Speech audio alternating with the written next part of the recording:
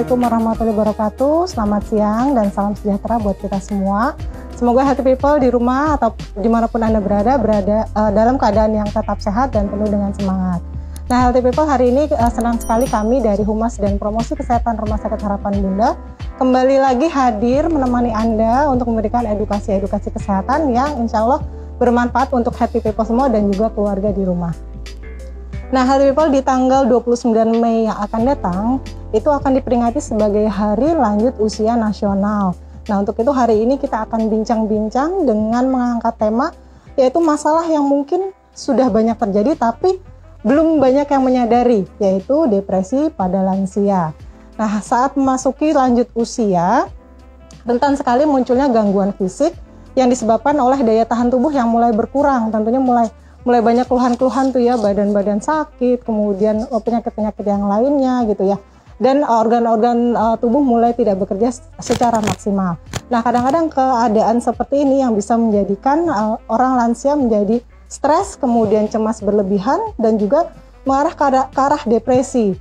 Nah, mungkin hal ini terjadi bisa jadi karena ya belum bisa menerima kondisinya, ataupun kondisi keadaan lingkungan yang terjadi perubahan, seperti itu ya.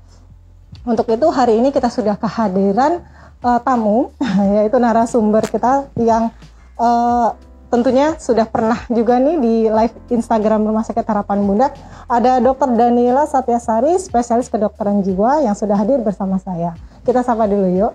Selamat siang Dr. Ella. Iya, halo. Disapa dulu hati people dok. Sehat ya dok ya? Iya, sehat. Sehat ya dok ya. Baik dok, hari ini kita akan ngobrol-ngobrol tentang depresi pada lansia dok ya. Nah, nanti kita juga akan membahas tentang gejala-gejalanya, kemudian gimana sih cara kita mengenalinya, dan bisa nggak sih kita membantu nih orang tua kita ataupun keluarga kita yang usianya sudah lanjut untuk mengatasi depresi pada usianya tersebut, gitu ya dok ya. Nah, pertama-tama nih kita akan ngobrol dengan Dr. Ella. Nah, healthy people, jika healthy people ada pertanyaan bisa langsung DM di Instagram Rumah Sakit Harapan Bunda atau melalui kolom chat ya selama acara hari ini berlangsung. Kita akan ngobrol-ngobrol dengan Dr. Ella selama 30 menit ke depan kurang lebihnya. Nah dokter, untuk bicara tentang depresi dok, dan kita hari ini mau bicara depresi pada lansia, spesifik ya dok ya. Ini sebenarnya ada perbedaan nggak sih dok, depresi pada lansia dengan depresi pada usia muda? Oke. Ya ini topik yang menarik ya. Memang depresi pada lansia dan yang muda itu berbeda sih ya, dalam arti gejala-gejalanya agak berbeda, sehingga itu juga agak sulit dikenali nih ya oleh orang-orang di sekitar. Mungkin kalau yang kita tahu sendiri kan biasanya depresi itu kan kayaknya sedih, murung terus, nangis-nangis, menyendiri, ya di kamar mulu gitu ya. Ternyata sebenarnya kalau yang pada usia muda sendiri depresi juga nggak cuma sedih aja, tapi sebenarnya ada perubahan pola makan, tidur, konsentrasi, juga bisa sampai ada rasa putus asa sampai ingin mengakhiri hidup gitu ya. Tapi kalau pada yang usia lanjut berbedanya biasanya gejalanya nggak gitu khas ya, nggak kayak sedih terus gitu, nggak kayak nangis-nangis mulu, bisa aja kelihatannya marah-marah mulu, gampang tersinggung, kok jadinya dikit-dikit kesel, marah, atau sensitif ya dok? Lebih sensitif, ya, tersinggung, atau bisa juga mengurung diri juga bisa ya, jadi kayaknya nggak mau ngapa-ngapain. Biasanya kelihatannya aktif mama kita atau bapak kita, kok tiba-tiba nggak mau, di kamar terus diem, atau bisa aja kelihatannya tidur mulu ya. Sehingga mungkin kita mikir kayaknya orang tuh biasa kali ya, capek, banyak tidur, nggak gitu mau makan, nafsu makannya menurun. Padahal sebenarnya bisa jadi itu adalah gejala-gejala depresi pada lansia. Gitu ya. Itu termasuk dengan yang mulai apa ya dok? Mulai malas bersosialisasi nggak sih dok? Bisa itu ya? juga bisa jadi salah satu gejalanya. Cuma kan memang nggak bisa kita cuma bilang satu gejala ini jadi depresi. Kita juga mesti lihat secara luas. Tapi kita perlu bandingkan juga dengan sebelumnya. Kalau emang sebelumnya aktif secara sosial, tiba-tiba nggak mau, tiba-tiba diem, bisa jadi juga itu salah satu gejala depresi. Oke, baik dok. Nah, kita bicara untuk lansia dok ya, lanjut usia. Nah, untuk lanjut usia sendiri ini kategorinya mulai usia berapa ya dok? Kalau di Indonesia di sini kita bilangnya kategori lansia itu lanjut usia di atas 60 tahun. Di atas 60 tahun ya. Baik dok. Nah, untuk yang pernah dokter tangani ya dok ya, atau pernah dokter Ella ketahui, pengaruh nggak sih jenis kelamin terhadap risiko depresi ini pada lansia dok? Memang kalau dilihat dari prevalensi atau lebih banyaknya mana sih gitu ya, kalau lihat dari penelitian-penelitian memang lebih banyak perempuan dibandingkan laki-laki yang mengalami depresi. Tapi sebenarnya kadang-kadang kita juga nggak bisa benar-benar percaya 100% ya apakah benar-benar perempuan gitu. Bisa jadi kan yang laki-laki kan biasanya lebih malu untuk datang karena kan biasanya dibilangnya laki harus tegar, nggak boleh nangis. Belum lagi stigma masyarakat yang bilang depresi, gangguan mental, orang gila gitu. Belum tentu mereka langsung melapor atau datang berobat sehingga nggak terlaporkan datanya. Bisa jadi seperti itu. Tapi kalau kita lihat perempuan yang lebih banyak bisa jadi karena faktor hormonal juga ya. Perempuan kan ada menstruasi atau haid, belum lagi melahirkan ya. Itu kan jadi hormonalnya naik turun sekali ya, fluktuasi, sehingga itu juga bisa jadi satu pencetus timbulnya gejala depresi kayak depresi setelah melahirkan ya. Belum lagi perempuan ada double job juga ya, mungkin kerja di luar, kerja di rumah juga jadi ibu, jadi istri ya. Kayaknya juga ada banyak faktor resiko yang berkontribusi juga nih lebih bikin seseorang perempuan mengalami depresi. Faktor resikonya lebih besar ya dok, berarti wanita ya dok ya? Biasanya sih memang begitu ya, lebih banyak yang mengalami depresi pada perempuan, wanita. Nah, sebagai wanita, nah mungkin Healthy People di rumah atau yang sedang menyaksikan acara Gilaf hari ini, nah ini tadi Dokter Ella sudah mengatakan kalau faktor risikonya yang sudah pernah terjadi atau yang pernah pengalaman Dokter Ella memang banyak wanita. Cuma tidak menutup kemungkinan kalau pria pun juga sebenarnya mengalami hal yang sama. Cuma karena memang stigmanya menjadi laki-laki itu adalah sosok yang kuat, mungkin ya banyak atau tidak banyak yang datang untuk konsultasi gitu ya dok ya, lebih ke arah wanita nih yang lebih banyak konsultasinya seperti itu. Nah kalau risiko timbulnya sendiri dok dari depresi ini atau penyebabnya ini apa aja sih dok biasanya? Sebenarnya kalau depresi sama juga dengan masalah mental lainnya ya, penyebabnya kita sih selalu bilang ada 3 ya secara garis besarnya ya, ada faktor fisik, psikis, dan juga sosial. Kalau dari fisik sendiri bisa dari faktor keturunan gitu ya, baik genetik itu pengaruh, bisa pengaruh ya, misalnya orang tua atau kakek nenek jauh, om tante yang ada depresi, bisa juga kita turunannya ada yang risiko mengalami depresi. Lalu ketidakseimbangan zat-zat kimia di otak itu juga bisa menyebabkan depresi, makanya perlu pengobatan juga untuk menyeimbangkan. Selain itu kalau pada lansia yang paling penting atau paling sering itu penyebabnya ada penyakit-penyakit tertentu ya, atau kondisi medis, misalnya stroke itu bisa banget 30%-nya bisa menyebabkan, biasanya lebih berisiko mengalami depresi. Lalu gagal ginjal kronis yang harus cuci darah berulang itu juga berisiko mengalami depresi. Terus banyak juga ya penyakit lain, bisa aja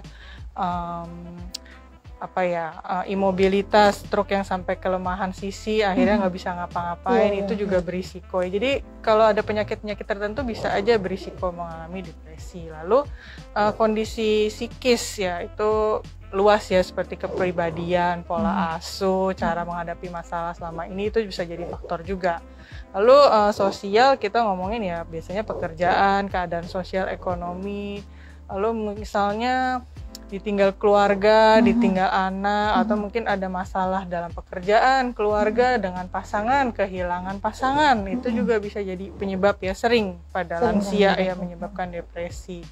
Dan juga ditinggal anak-anak jauh dari siapa-siapa, tinggal sendiri, isolasi sosial itu bikin lebih mengalami depresi. Jadi ya biasanya 3 faktor itu sih. Kalau yang tadi dokter sampaikan dok tentang karena penyakit tertentu, mungkin juga dikarenakan karena seorang ini dulunya aktif kali ya dok, aktif kemudian ada kena stroke, kemudian kan udah nggak bisa ngapa-ngapain ya, itu jadi bikin keterbatasan gerak, jadinya stres sendiri, kemudian menjadi depresi seperti itu. Iya betul. Kemarin juga ada tuh kasusnya di sini dikonsulkan juga, lansia dengan stroke, kelemahan sisi sebelah, terus tiba-tiba mogok makan, mogok ngomong, nah gejala depresi. Gejala depresi ya. Baik. Nah kalau sudah seperti itu, kita datang ke dokter, kemudian yang dilakukan atau tes-tesnya itu untuk menegakkan oh ya ini adalah gejala depresi atau depresi tapi sudah kategori mana gitu, itu apa sih dok kalau boleh disampaikan? Caranya ya, Caranya. Maya. Biasanya sih kita tetap gabungan beberapa cara ya. Misalnya dari pertama yang pasti harus bicara dengan pasiennya juga, wawancara dengan pasien secara langsung, lalu data-data dari keluarga juga gitu ya, perlu ya. Misalnya kalau misalnya pasiennya sama sekali nggak mau ngomong, susah juga ya. Tapi kan dari situ saya juga bisa observasi kira-kira apa sih ini mengarah kemana gitu ya. Lalu kita lihat juga fungsi sebelumnya bagaimana tadi, misalnya dia sebelumnya aktif, tiba-tiba nggak mau bergerak, nggak mau ngapa-ngapain, ya bisa jadi itu gejala depresi. Tapi kalau tes-tes yang lain sih enggak ya, tapi kan kita bisa lihat dari data-data tadi, misalnya ada masalah di otak, stroke, itu juga bisa karena ada perubahan struktur bikin ada gejala depresi juga bisa. Jadi ya biasanya stroke-nya mesti diatasin juga, dari kita juga akan ditangani juga. Selanjutnya nanti diberikan penanganan ya dokter. Nah, kalau secara dari sisi medis penanganannya apa dokter? Apakah ada obat-obatan yang diminum atau terapi atau apa gitu dok? Tentunya ada ya, kan tadi kan seperti penyebabnya juga ada ketidakseimbangan zat-zat kimia di otak. Karena itu kita lihat juga nih kalau emang gejalanya perlu obat, kita akan berikan obat untuk antidepresi gitu ya, atau anti cemas misalnya ada gejala campuran.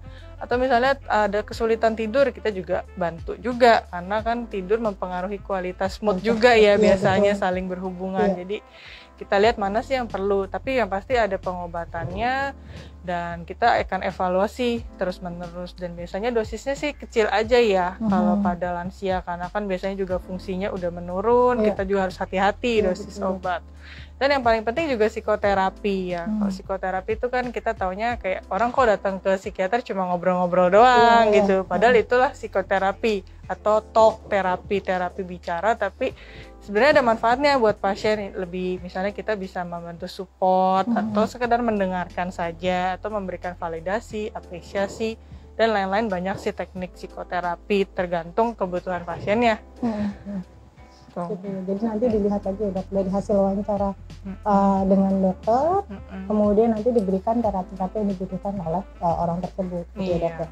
Nah kalau kesehatan mental pada lansia nih dok, kita bicara salah satunya tadi kan depresi termasuk nih ya dok.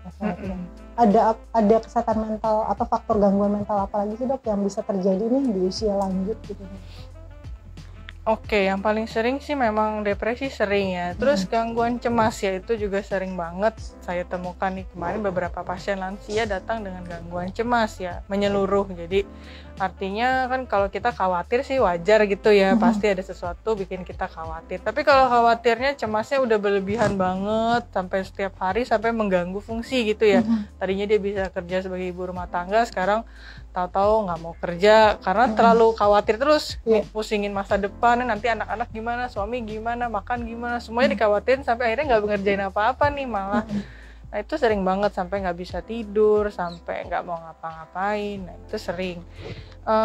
Apalagi ya, paling sering kedua itu sih sebenarnya ya. Tapi bisa juga ada kondisi lain, misalnya gangguan psikotik ya, seperti dengar-dengar suara tapi nggak ada orangnya, atau jadi paranoid, ketakutan, curigaan. Kan kadang-kadang sering tuh kita dengar ibu kita kok jadi parno, asisten rumah tangga nyolong ini nyolong itulah, padahal enggak gitu. Kok anak saya jadi mau jahatin saya, padahal enggak. Nah bisa jadi itu adalah gangguan psikotik yang butuh bantuan, atau mungkin juga itu adalah bagian dari gejala dari demensia. Kan demensia atau pikun kan sering juga ya terjadi. Nah demensia kalau udah beberapa tahun bisa aja makin buruk gitu ya, atau makin parah sampai ada gangguan perilaku tadi, misalnya dengar suara, atau jadi agresif, atau jadi nggak tidur ya, gelisah. Itu sering juga pada lansia. Baik, kalau gangguan tidur tadi ya dok ya, atau dia cemas, kemudian jadi susah tidur tadi dokter bilang, itu kan juga bisa pikiran jadi kemana-mana, malah meningkatkan juga ya dok ya, yang tadi mungkin dengar sesuatu kemudian curiga-curiga gitu ya dok. Bisa aja karena curiganya itu dia jadinya cemas terus, bisa juga. Jadi nggak bisa tidur, aduh kasihan kalau udah kayak gitu ya dok. Kalau gitu kita sebagai keluarga atau sebagai anak yang mungkin orang tuanya sudah masuk di usia lanjut ya, itu perlu lebih memperhatikan kembali ya hal itu. Jadi lebih diperhatikan orang tua, apakah ada gejala-gejala yang tadi disebutkan oleh dokter Daniela gitu ya. Jadi kalau hal itu ada yang mau bertanya silakan loh, kita bisa membuka sesi tanya jawab juga, bisa disampaikan ke Dokter Ella, nanti bisa dibantu jawab oleh beliau. Ya. Kemudian dokter, kalau kita bicara keluarga tadi dok, sebagai salah satu support system ya dok ya gitu, yang bisa kita lakukan apa nih dok? Ya ini yang salah satu faktor yang penting banget juga ya untuk membantu progres penyembuhan juga orang tua dengan depresi, yaitu yang pasti support ya. Support, tidak menjudge, itu yang paling penting. Kadang sekarang seringkali kita kan kayak gampang gitu ya, auto terlontar ngomong misalnya, ih mama kok males banget sih nggak mau ngapa-ngapain gitu ya. Jadi kita ngejudge dia, padahal sebenarnya itu adalah mungkin bagian dari depresi yang bikin dia nggak mau ngapa-ngapain. Yang pertama, jangan menghakimi. Kedua, ya coba support dan ajak mama kita atau bapak kita melakukan suatu kegiatan. Itu yang paling kita bisa bantu gitu ya. Cara mengatasi depresi kan tadi selain misalnya dengan pengobatan dan psikoterapi, untuk pasiennya sendiri coba berikan kegiatan gitu, harus tetap aktif gitu ya, nggak harus yang big step gitu, aktif banget olahraga, nggak harus gitu, tapi setidaknya sedikit bergerak gitu. Kayak kemarin pasien saya ada yang biasanya 3 hari sekali nyapu ngepel gitu ya, tapi anaknya langsung bilang, nih mama nih males banget. Jangan sampai kita ngomong gitu ya. Kalau bisa ajak aja, yuk mah, yuk nyapu ngepel, nggak apa-apa, nggak harus tiap hari ya, mungkin 2 hari sekali deh, dari 3 hari jadi 2 hari sekali, setidaknya lebih aktif. Tadi yang nggak mau ngapa-ngapain dulu, mama sukanya apa, mungkin dulu sukanya gardening, berkebun ya, coba deh kasih yang bisa mama suka. Misalnya dia suka berkebun, udah nggak ada kebunnya, coba deh beliin beberapa pot lagi, kasih buat mama biar bisa coba kegiatan itu. Atau yang suka ngelukis, gambar, bisa dikasih barangnya untuk dia ngelakuin gitu. Kalau ditaruh di depan dia kan itu sebenarnya taruh support juga ya, supaya mama kita atau bapak kita mau coba ngelakuin gitu. Jadi coba ajak dia supaya aktif juga dan kita support gitu. Itu yang paling penting sih. Yang paling penting adalah support dari keluarga ya dok. Nah, salah satunya juga yang tadi dokter Ella sebutkan, melukis atau mewarnai, kan itu banyak yang dijual-jual di toko buku ya dok. Buat melepas stres juga ya dok. Iya, sekarang udah banyak banget ya. Atau mengisi TTS mungkin. Boleh. Supaya melatih supaya nggak gampang lupa juga ya dok. Itu juga bagus ya, memori dilatih ya. Jadi cari kata benda, oh ini bendanya apa ya. Itu bagus juga untuk melatih otak. Supaya nggak gampang pikun. Baik. Nanti People ada yang ingin bertanya, mungkin boleh disampaikan atau dituliskan, jadi biar kita bisa sampaikan ke dokter Ella untuk ditanyakan. Baik, dok, kalau kemarin kita musim pandemi nih dok, pas awal-awal pandemi nih dok, kan ini perubahan perubahan besar ya dok, dari rutinitas kita aja yang anak muda kita yang usia muda aja stres ya dok ya gitu. Nah ini case yang dokter Ella tangani, banyak nggak kasus-kasus yang stres atau cemas berlebihan karena masalah yang pandemi ini, atau meningkat nggak sih pasien-pasien lansia pada saat awal pandemi sampai dengan kemarin yang masih tinggi-tingginya pandemi COVID ini dok? Nggak terdeteksi kayaknya yang lansia tuh agak jarang ya, tapi kalau yang muda memang banyak sih yang jadi depresi dan cemas juga, itu yang paling banyak. Tapi lansia kemarin juga memang ada sih 2 orang juga yang gangguan cemas ya, itu yang datang. Jadi ada, tapi mungkin banyak ya healthy people ya, karena kita juga yang saya sampaikan, usia muda pun kita juga cemas, stres, kemudian ini sampai kapan sih kondisi seperti ini, mungkin sampai sekarang juga masih banyak yang bertanya-tanya dalam hati seperti itu gitu ya, apalagi orang tua kita. Nah itulah kita juga harus memberikan edukasi juga ya dok ya kepada orang tua, karena mereka juga pakai masker juga kayaknya ngap, males gitu ya dok. Seperti itu kan pasti pada awal-awal seperti itu. Nah kalau untuk wanita nih dokter, tadi sempat disampaikan juga kalau wanita lebih berisiko karena kan ada faktor hormonal ya dok ya. Nah saya pernah baca dok, kalau usia-usia yang mau menopause atau pas dasar menopause itu juga bisa menimbulkan rasa cemas berlebih, kemudian kan banyak banget gejala-gejala saat menopause atau menjelang menopause itu yang menimbulkan rasa ini ya dok, ketakutan tersendiri lah gitu. Nah ini bisa mengarah ke depresi juga masih dok, faktor dari menopause atau premenopause ini?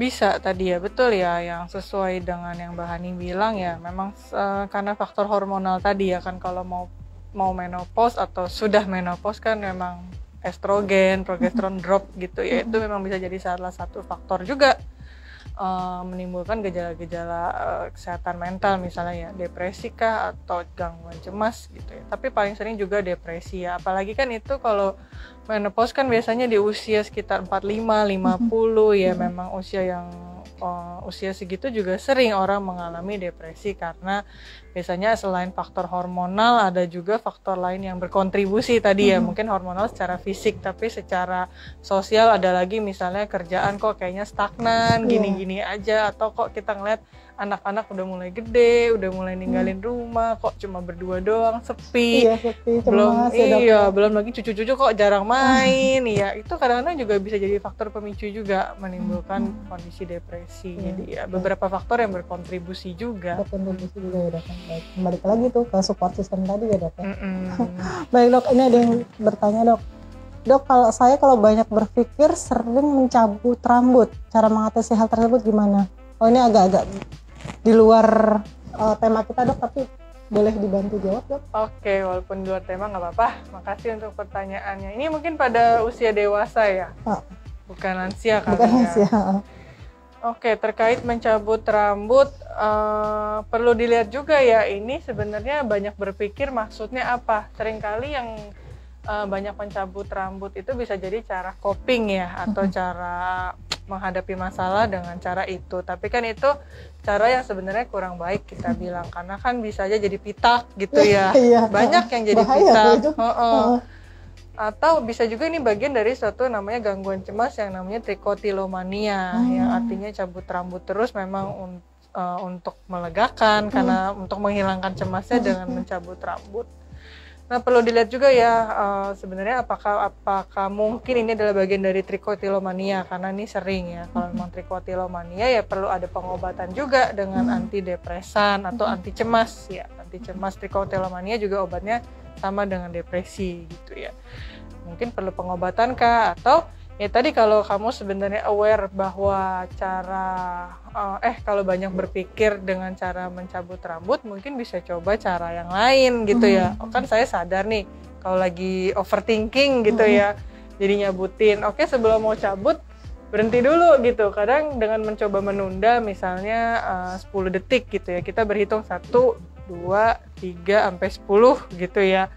Masih pengen nyabutin, hitung lagi 1, 2, 3 gitu sampai 10, sampai biasanya dengan menunda beberapa menit itu bikin kita udah nggak pengen lagi gitu. Atau kita bisa coba pegang tangan kita supaya nggak nyabutin gitu, atau ya alihkan tangan kita atau pikiran kita dengan pikiran yang lain gitu, atau aktivitas yang lain.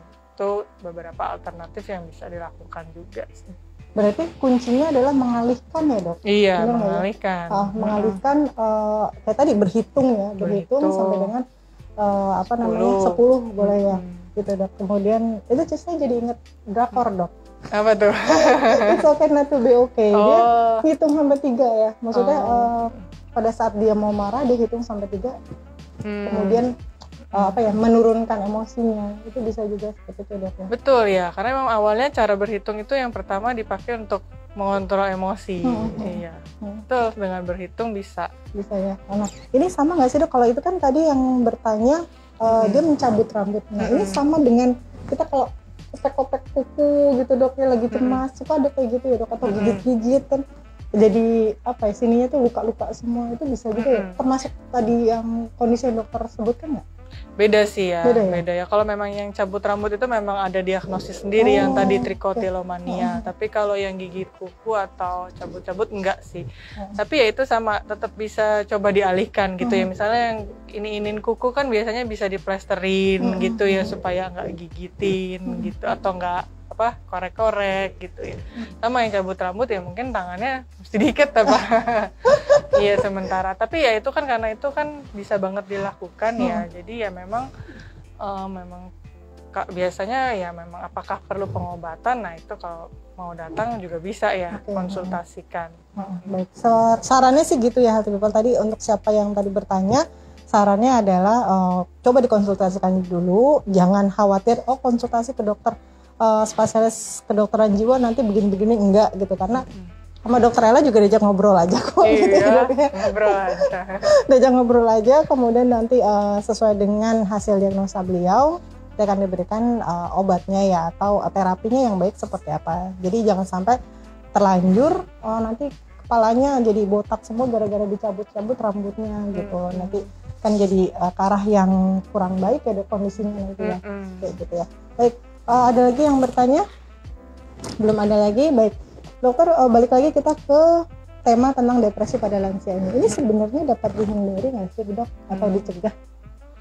Kalau kita mau ngomong dicegah itu agak sulit sebenarnya ya. Biasanya kan tadi karena banyak faktor yang berkontribusi, apalagi kalau ada penyakit medis tertentu, tiba-tiba stroke, terus ada yang misalnya tersumbat, tahu-tahu muncul, bisa ya, itu susah dicegah. Ya tapi kita bisa sih menjaga kesehatan atau pola hidup kita tadi, misalnya supaya nggak stroke gimana sih gitu ya, kita tarik mundur misalnya supaya nggak stroke, jaga kesehatan fisik, jaga supaya makan, pola makan, olahraga tetap di maintain, jangan sampai makan yang terlalu banyak kolesterol atau too much karbo gitu ya. Olahraga tetap juga bisa dijaga ya, nggak harus olahraga berat sampai naik gunung gitu, enggak sih. Apalagi kan mungkin ada juga keterbatasan ya kalau lansia. Tapi banyak juga lansia yang usia 60-an masih aktif kerja, masih jadi direktur dan lain-lain juga banyak ya. Sebisa mungkin tetap aktif kerja atau aktif bergerak ya. Kalau misalnya sekarang sama sekali nggak ada pergerakan, sama sekali nggak ngapa-ngapain, ya bisa coba 1 kali dulu aja seminggu. Ya 1 kali seminggu jalan-jalan depan rumah, misalnya bawa anjing atau nemenin kucing jalan gitu kan di komplek. 1 kali aja seminggu, selama sebulan. Kalau oke, udah berhasil 2 kali nanti seminggu. Jadi pelan-pelan aja, nggak usah yang terlalu heboh juga olahraganya. Dan juga kalau bisa menjaga pola tidur kita yang baik juga ya. Pola tidur yang baik juga bisa mempengaruhi mood gitu ya. Karena memang sering juga masalah lansia nih susah tidur gitu ya. Akhirnya jadi overthinking lagi, terus makin gak bisa tidur, akhirnya jadi makin cemas, saya nanti malam bisa tidur gak ya, gitu kan. Usahakan tetap jaga pola tidur yang baik. Caranya coba tetap bangun pagi di jam yang sama gitu. Kadang-kadang kan orang udah bangun tidur jam 1, bangun siang jam 10 atau jam 9, terus siang tidur lagi. Jadi usahakan tetap bangun pagi. Misalnya dulu bangunnya jam 5, tidurnya jam 9, ya udah, walaupun malam tidur jam 1, tetap usahakan pas alarm bangun jam 5, terus tetap aktivitas, coba kerjaan-kerjaan rumah tangga dan lain-lain tadi. Atau coba lakukan hobi gitu sedikit-sedikit, ya udah, habis itu malam jam 9 udah coba tidur lagi. Gitu, ya. Nah, kalau itu kan untuk yang menghindari atau kalau dihindari kan dokter bilang tadi kayaknya sih kecil kemungkinan ya, karena juga faktor usia mungkin ya, kemudian penyakit mungkin yang ada. Nah, yang pencegahannya adalah ya tadi kita lihat penyakitnya ya dok ya, atau usahakan tidak terkena penyakit tersebut ya dok ya. Jaga kesehatan ya dok ya. Nah tapi kalau misalnya kondisinya tidak ada masalah, tidak ada penyakit tertentu yang berat-berat gitu ya, bisa nggak sih depresi ini malah menyebabkan kondisi fisiknya atau muncul penyakit yang berat tadi? Jadi kebalik nih dok. Bisa ya, bisa juga. Karena memang ada penelitian yang menunjukkan ya bahwa misalnya ada hubungan antara depresi dan juga demensia yang tadi pikun. Dilihat dari studi beberapa tahun, biasanya 5-10 tahun, ternyata bisa nih menyebabkan gitu ya. Terus juga depresi yang misalnya gejalanya nggak mau ngapa-ngapain gitu ya, tidur terus, lama-lama kan otot-otot semakin lemah. Imobilitas gitu ya, nggak mau gerak, akhirnya makin lemah, bisa ya kondisi fisik jadi semakin lemah dan buruk gitu, bisa. Akhirnya kualitas hidup juga semakin turun. Jadi bisa ada hubungannya, saling berpengaruh. Karena itu ya kalau misalnya keluarga atau anaknya ada yang aware ya, udah lihat itu, sebaiknya langsung segera dibawa untuk berobat. Karena memang sebenarnya kalau terdeteksi ya, ketahuan 70% sampai 80%-nya bisa sembuh sebenarnya, atau pulih gitu. Jadi bisa sembuh. Asalkan itu tadi ya dok, kita dari awal sudah sudah ketahuan atau kita menyadari ya dok, sehingga dibawa ke dokter untuk mendapatkan penanganan lebih awal lagi. Baik, ada lagi healthy people yang ingin bertanya, ingin mengajukan pertanyaan. Baik, mungkin belum ada lagi. Nah dok, kan hati people-nya malu ya. Pada ini lagi pada malu-malu untuk bertanya. Nggak apa-apa, mudah-mudahan sih obrolan kita hari ini bisa ditarik manfaatnya ya dok ya oleh hati people. Nah, sebagai penutup nih dokter, ada tips nggak dok untuk mengatasi stres pada lansia ini, dan juga pesan dari dokter Ella untuk keluarga atau ya kita sebagai anak-anak yang masih muda nih untuk bisa sebagai support system buat orang tua kita yang barangkali ada gejala-gejala depresi gitu dok. Oke, kalau untuk mengatasi stres pada lansia, sama juga sih seperti pada mengatasi stres pada kita yang lebih muda gitu ya, pada usia berapapun ya kita bisa tetap coba maintain ya gaya hidup yang sehat, coba tetap jaga atau rawat diri kita secara psikis juga, self care gitu ya.